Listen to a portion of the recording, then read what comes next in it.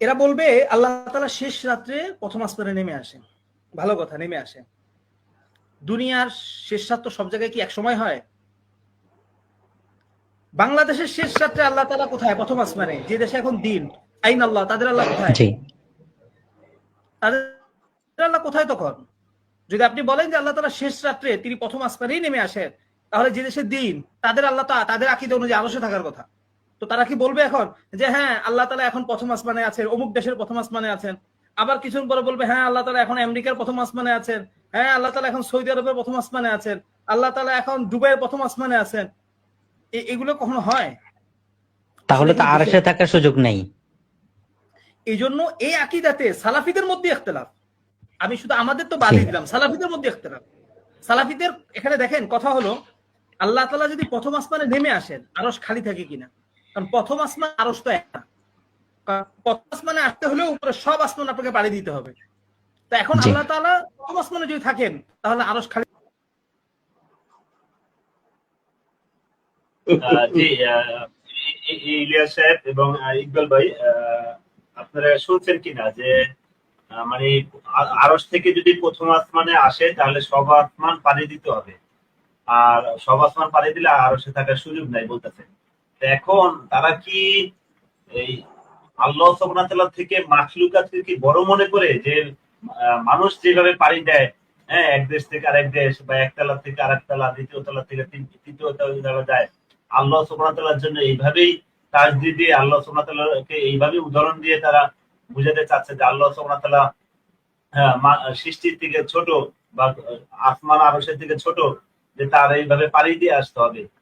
এই যে যে অপব্যাখ্যা দিচ্ছে, এই বিষয়টা আগে একটু ক্লিয়ার করেন, এরপর আমরা আরো এই ভিডিওতে আরো অনেক কুফরি কথা আছে তার, আমরা সেটা তুলে ধরবো। এখানে একটু ইকবাল ভাই একটু আগে যাই, ইকবাল ভাই কাছে, কারণ ইলিয়াস সাহেব এই বিষয়ে একবার পুনরায় আলোচনা করছিল। ইকবাল ভাই একটু বলেন। আসসালামু আলাইকুম ইকবাল ভাই। আচ্ছা, এ বিষয়ে মূলত এখানে তো বিশেষ করে বিস্তারিত বলার নেই, সবকিছু বিষয় বলাই হয়েছে আগে। যে তারা মূলত তাদের যে জাহামিয়াত কিংবা আল্লাহ সুবহানাহু ওয়া তাআলার যে সকল সিফাত রয়েছে, এই সকল সিফাতকে বাতিল করার মূল কারণ হচ্ছে তারা প্রথমত আল্লাহ সুবহানাহু ওয়া তাআলাকে মাখলুকের সাথে তাসবিহ দেয়। অর্থাৎ তাবিলকারীর প্রথম তাবিল করার মূল কারণ হচ্ছে যে তাসবিহ দেওয়া। সে সর্বপ্রথম আল্লাহ সুবহানাহু ওয়া তাআলাকে মাখলুকের সাথে তাসবিহ দেয়। সে মনে করে যে যে সকল রুলস এবং রেগুলেশন আমাদের উপর প্রযোজ্য, ঠিক একই রুলস এবং রেগুলেশন আল্লাহ সুবহানাহু ওয়া তাআলার উপর প্রযোজ্য। আমরা যেমন একটা স্থান ত্যাগ করে আরেকটা স্থানে গেলে, তো আমাদের স্থান ত্যাগ করা যেমন হয়, আল্লাহ সুবহানাহু ওয়া তাআলার সিফাতের ইসবাত করার ক্ষেত্রে এমনটা হয়। কিন্তু তারা কিছু সিফাত, আশারীরা ৭টি সিফাতের ক্ষেত্রে ভিন্ন রকম নিয়ম ফলো করে। তথাপিও তাদের মধ্যে ইখতিলাফ রয়েছে মাতুরিদের সাথে। এবং তারা প্রথমত এই ক্ষেত্রে আর কি, তারা সব ক্ষেত্রে আল্লাহ সুবহানাহু ওয়া তাআলাকে মাখলুকের মতন জাজ করা শুরু করে। যখন আল্লাহ সুবহানাহু ওয়া তাআলাকে কোনো ব্যক্তি মাখলুকের পর্যায়ে নিয়ে আসবে এবং ওই মাখলুকের পর্যায়ে নিয়ে এসে জাজ করবে, তখন অবশ্যই তাকে উক্ত আয়াতের তার জহির অর্থাৎ বাহ্যিক যে রূপ আছে, সে রূপ থেকে সরে গিয়ে তার অন্য কোনো ব্যাখ্যা যেতে সে বাধ্য হচ্ছে। কারণ কি? সর্বপ্রথম কারণ হচ্ছে তার তাসবিহ দেওয়া। আর আমরা বলতেছি যে কি, আমরা আল্লাহ সুবহানাহু ওয়া তাআলার যে সকল সিফাত রয়েছে সবগুলো সিফাতকে ইসবাত করি কোন তাশবিহ ব্যতীত। যেভাবে আমরা আল্লাহ সুবহানাহু ওয়া তাআলার ক্ষেত্রে সামউন, বাসির এই সকল বিষয় ইসবাত করি, ঠিক আল্লাহ তাআলা উজুদের বিষয়ে ইসবাত করি, এগুলো কোন রকম কৈফিয়ত বর্ণনা ব্যতীত। যেমন তাদের যে শেখ কিংবা উস্তাদ, তারা জুয়াইনিকে বলে আর কি, ইমামুল হারমাইন, তার যে বাবা রয়েছে তিনি স্পষ্ট করে বিষয়টা বলছেন যে আসলে এই সকল যারা রোগ রয়েছে তাদের কি সমস্যা, যে বিআন্নাহুম মা ফাহিমু ফি সিফাতি রাব্বি তাআলা ইল্লা মা ইয়ালিকু বিল মাখলুকিন। অর্থাৎ তারা আল্লাহ সুবহানাহু ওয়া তাআলার যে সকল সিফাত রয়েছে, তারা ওই সকল সিফাতকে কিভাবে বুঝে? তারা মাখলুকের অর্থাৎ মাখলুকের যেভাবে শানে যেভাবে যায় সেভাবে বুঝে। ফামা ফাহিমু আনিল্লাহি ইস্তাওয়া ইয়ালিকু বি, অর্থাৎ আল্লাহ সুবহানাহু ওয়া তাআলা ইস্তাওয়া যে তার শানে যেভাবে হয় সেভাবে তারা বুঝে না। ওয়ালা নুজুলান ইয়ালিকু বিহি, আল্লাহ সুবহানাহু ওয়া তাআলা নুজুল যেটা, সেটাও আল্লাহ সুবহানাহু ওয়া তাআলা যেমন শান তেমন তারা বুঝে না, বরং তারা কি করে, তারা সেখানে তাশবিহ দেয়। এই কারণে মূলত তারা মূল যেটা কালাম, যে হাররাফুল কালামা আন মাওয়াদিহি, অর্থাৎ তার মূল অর্থ বাহ্যিক অর্থ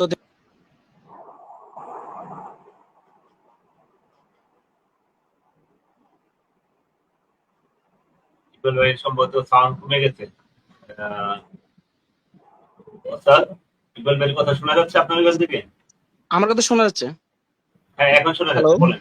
হ্যাঁ, হ্যাঁ, আচ্ছা, শোনা যাচ্ছে, তাদের বলেন। তাদের মূলটা সমস্যাই হচ্ছে যে সেটা তাদের ইমামুল হারামেনের বাবা ধরতে পারছে যে তাদের মূল সমস্যাটা এখানেই যে তারা আল্লাহ সুবহানাহু ওয়া তাআলার সাথে ওই আগে সিফাতকে ইসবাত করার ক্ষেত্রে তারা সবগুলো সিফাতকে আল্লাহর শানে যেমন তেমন ভাবে না, বরং তারা তাসবিহ দেয় কেবল ওই 7টাই ব্যতীত। 7টার ক্ষেত্রে আবার তাদের কিছু তাবিল আছে ভেতরগত, সেটা আমি যদি বাইরেও রাখি, কিন্তু তারা যে 7টা ইসবাত করে ওই 7টার মধ্যে কিন্তু তারা আবার ওই একই ক্রাইটেরিয়া ফলো করে। অর্থাৎ আমরা যেটা বাকি সিফাতের ক্ষেত্রে করি, কিন্তু বাকি যে সকল সিফাত ইয়াদ বলেন, তারপর নুজুল বলেন, এই ক্ষেত্রে তারা সম্পূর্ণ রূপে এগুলো ইনকার করার জন্য আগে তাসবিহ দিয়ে বসে, যার কারণেই তাদের এই সমস্যা হয়। আমরা মিসাল স্বরূপ আমাদের রুহের অবস্থা দেখি। আমাদের রুহ যেটা আমরা বলি, এই রুহটা যখন আমরা ঘুমাই তখন এই রুহটা কি হয়, বিচরণ করে। এবং আল্লাহ সুবহানাহু ওয়া তাআলা যাদেরকে ধরে ফেলেন কেবল তারা কি, সরি, যাদেরকে ছেড়ে দেন কেবল তারাই জীবিত হয়ে সকাল করেন। বাকি যাদেরকে ধরে রাখেন, যেমন কি হাদিসে আসছে, তারা সবাই কি করে, মারা যান। আচ্ছা, কোন একটা রূহ যখন তার দেহ থেকে বাহির হয়ে যায় তখন কিন্তু দেহটাকে আমরা কি বলি, মৃত বলি। কিন্তু আমরা ঘুমন্ত ব্যক্তিকে মৃত বলি না। ঘুমন্ত ব্যক্তিকে মৃত না বলার কারণ কি? কারণ হচ্ছে যে তার দেহের মধ্যে রূহ আছে, কিন্তু একই রূহ তার দেহে থাকা সত্ত্বেও সেটি যদি তার দেহের বাইরে গিয়ে বিচরণ করতে পারে, কেননা রূহ এমন একটা সত্তা যেটা মানব দেহের মতো নয়। রূহ এমন একটা ক্রিয়েশন বলতে পারি যেটা অন্য ক্রিয়েশন থেকে আলাদা। অর্থাৎ আমি রূহকে যদি আমি মানুষ হিসেবে এখন যে অবস্থায় আছি ওই ওই হিসেবে যদি চিন্তা করি, রূহের স্ট্রাকচার আমার স্ট্রাকচার ভিন্ন, জিনের স্ট্রাকচার আমার স্ট্রাকচার ভিন্ন। আমি আমার যে স্ট্রাকচার আছে, আমার যে কুদরত বা ক্ষমতা আল্লাহ সুবহানাহু ওয়া তাআলা আমাকে যেটি দিয়েছেন, সেটি দ্বারা কিন্তু আমি একটা জিনকে জাজ করতে পারবো না। একইভাবে আমি একটা মানুষদের একটা রূহকে জাজ করতে পারবো না। রূহ একই সময় মানুষের দেহ থাকে, আবার একই সময় বিচরণও করে, অর্থাৎ দেহ থেকে সে বাহিরও হয়ে যায়। তাহলে রূহের ক্ষেত্রে যেটি একটি খুবই নগণ্য আল্লাহর তুলনায়, সেটি যদি একই সময়ে দেহ থেকে আসমানে বিচরণ করতে পারে, তাহলে যিনি সবকিছু সৃষ্টিকর্তা সেই আল্লাহ সুবহানাহু ওয়া তাআলা যদি আরশের নিচে নেমে আসেন তাহলে আরশ খালি হবে। এই ধরনের খেয়ালাত আল্লাহর জন্য তৈরি করা, সেটা কতটুকু সঠিক মনে হতে পারে এবং যৌক্তিক হতে পারে? কেননা তারা এই যৌক্তিক তখনই আনবে যখন তারা আল্লাহকে মাখলুক অর্থাৎ মানুষের মতন চিন্তা করবে। সে যা চোখে দেখে, যেগুলো চিন্তার মধ্যে রয়েছে, সে ওইভাবে আল্লাহকে জাজ করবে। এখন আমরা বলতেছি আল্লাহকে এইভাবে জাজ করার অধিকার কি? আমরা তো বলি না আরশ খালি হয়েছে কিংবা খালি হয়নি, আমরা উভয় কোনোটিই বলি না। বলে আমাদের উসুল হচ্ছে আল্লাহ সুবহানাহু ওয়া তাআলা তার কোরআনে যে সকল সিফাতের ইসবাত করেছেন আমরা ওগুলো ইসবাত করি, এবং যেগুলো নাফি করেছেন ওগুলো আমরা নাফি করি, এবং যে সকল বিষয়ে তিনি চুপ থেকেছেন আমরা ওই বিষয়ে চুপ থাকি। কেননা আমাদের দলিল হচ্ছে আল্লাহ সুবহানাহু ওয়া তাআলার কথা, কেননা এটি একটা গায়বী বিষয়, যে গায়বী বিষয় মানুষ ইদরাক করতে পারবে না, মানুষ নিজ থেকে কিছু বানিয়ে বলতে পারবে না। কেননা বানিয়ে বলার জন্য ওই বিষয়টাকে সম্পর্কে পূর্ব আইডিয়া থাকতে হয়, ওই বিষয়টার স্ট্রাকচার বিষয়ে জানতে হয়। যেহেতু আল্লাহ সুবহানাহু ওয়া তাআলা আমাদের খালিক, আমরা তার মাখলুক, আল্লাহর বিষয়ে আমাদের যেহেতু নিজ থেকে কোনো কিছু কি করা, কিয়াস করার এই অধিকার নেই, কিংবা ওনাকে, ওনার অস্তিত্ব বা ওনার সত্তার বিষয়ে পরিপূর্ণ জ্ঞান উনি বলা ব্যতীত আমাদের হাসিল করার কোনো উপায় নেই। সেই ক্ষেত্রে আমরা আল্লাহর জন্য এমন কিছু দাবি করব না যা তিনি নিজের জন্য দাবি করেনি, কিংবা এমন কিছু ইনকার করব না যেটি তিনি নিজের ক্ষেত্রে ইনকার করেননি। তাহলে এই প্রশ্নে আসে এবার প্রশ্নের উত্তরে। তো এই ক্রাইটেরিয়া ফলো করে যদি আমরা যাই, আল্লাহ সুবহানাহু ওয়া তাআলা নিজের ক্ষেত্রে ইসবাত করেছেন যে তিনি প্রথম আসমানে আসেন। তিনি আসেন, হ্যাঁ ইসবাত করেছেন, আমি ইসবাত করব। আল্লাহ সুবহানাহু ওয়া তাআলা, এখন যদি প্রশ্ন আসে যে আল্লাহ যদি প্রথম আসমানে আসেন তাহলে তাহলে কি একদিকে দিন হয় একদিকে রাত হয়? তাহলে এই যে সমস্যা, এই যে ইশকালটা তৈরি হচ্ছে, এটা থেকে আপনি কিভাবে বাঁচবেন? তাহলে তো আল্লাহ সর্বদা প্রথম আসমানে থাকছেন। এটি কেবল ওই লোকদের জন্য সমস্যা হবে যারা আল্লাহ সুবহানাহু ওয়া তাআলাকে মাখলুকের মতো মনে করে। কেননা আল্লাহ সুবহানাহু ওয়া তাআলা যে টাইম কিংবা দিন রাত কিংবা সূর্য বা চাঁদ, এদের যে প্রভাব রয়েছে, এগুলো মূলত আমাদের উপর, এগুলো আল্লাহর উপর বর্তাবে না। আল্লাহ সুবহানাহু ওয়া তাআলা এগুলো সৃষ্টিকর্তা, এগুলো যখন ছিল না তখন আল্লাহ সুবহানাহু ওয়া তাআলা ছিলেন।